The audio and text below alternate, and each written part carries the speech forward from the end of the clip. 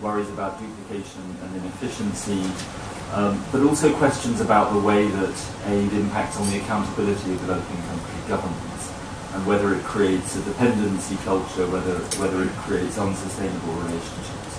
And I think that that critique of aid, particularly in Bambi Samoyo's book, is extremely important, and it's something that I think people who are interested in aid need to think about, but also respond to. And I, as Judith said, I live in Addis Ababa, in Ethiopia. I see aid work every day. I see NGOs supported by charitable donations, and I see government services financed by your tax dollars, your tax pounds, that mean that people have food. 6.1 million people will eat today as a result of aid-financed safety net program in Ethiopia. We have not found ways to have voice and choice of beneficiaries, not found ways to have real accountability. And it feels like a very backward part of public service delivery. And that's not a point about British aid, it's a point about the whole aid system. And so this call for there's a sentence in here that says, we will treat people who are poor with respect and dignity and empower them to become masters and owners of the international development system, not just passive recipients of it. Now that's a powerful call, and I think the question is whether we know how to respond to that call. Because it seems to me that there are some interesting ideas in here about that. There's this idea of my aid, I don't know if you've seen this, which I think a lot of us think is a kind of ingenious way of engaging the British taxpayer. But this is the idea that the British taxpayers would vote on, perhaps through a website, on how their money would be spent.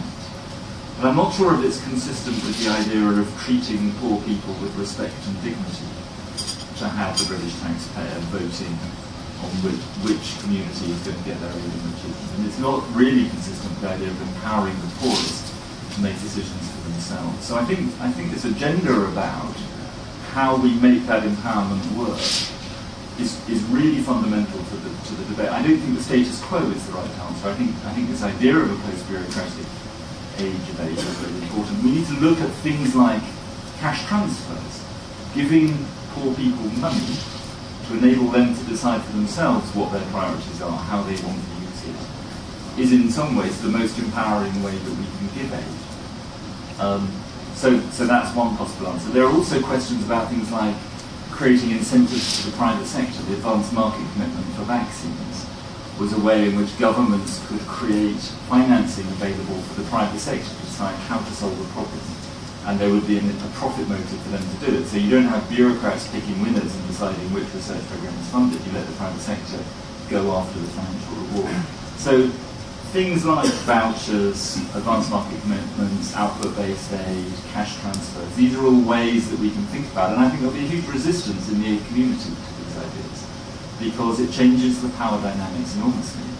When the bureaucracies of the aid agencies and the big NGOs are forced actually to listen to somebody else. So that's my second point, is that we do need to redesign aid for a post-bureaucratic age. There are some interesting ideas here, but we're not there yet in terms of a real story about what that means.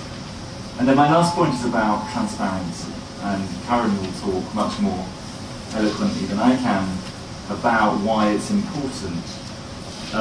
This is my day job. I'm proud to lead a team funded by the Euler Foundation and the Gates Foundation, that is developing, working with donors to develop a mechanism to publish much more detailed aid information, to enable that information to reach the hands of the poor, so that they really can exercise choice, really can exercise accountability and power.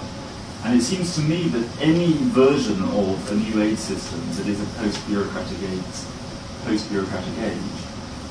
must start with information. Who has access to information? Who knows what is happening? How money has been spent, is being spent, will be spent at a detailed level. And we now have the technologies that make that possible.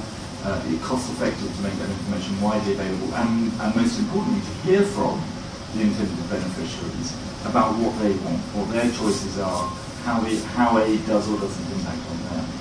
So, for me, transparency is an absolute bedrock to making the aid system work better. So those are my 3 points. I'm sorry to have gone on with that yourself, but the 3 points are: aid does work, but it could work better.